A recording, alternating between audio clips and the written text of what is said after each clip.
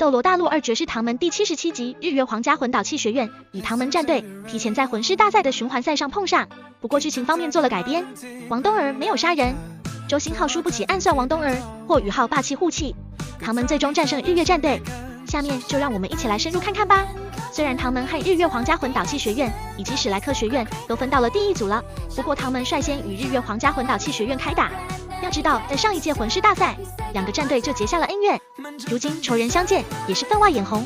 在原著中，由于唐门没有预备队员，所以霍雨浩他们决定在个人赛全力削弱日月皇家魂导器学院的战力。而王冬儿作为第1个出场，面对魂王级别的石星，纵然有防御护罩，但王冬儿依旧霸气将其击杀。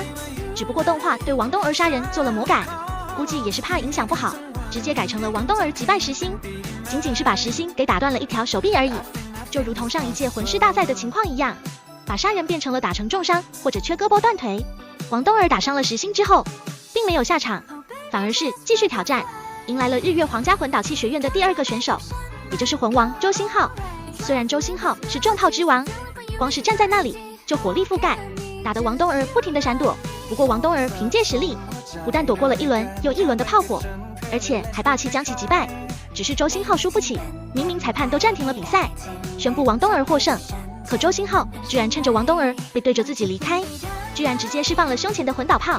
当场就暗算起了王冬儿。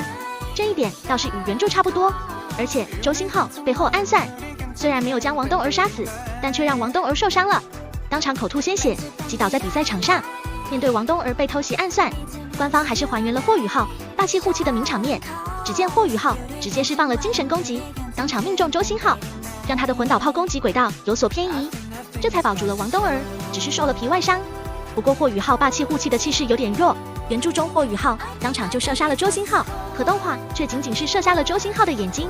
虽说动画也护犊子了，但动画就显得逼格太低了。王冬儿连续拿下2场个人赛，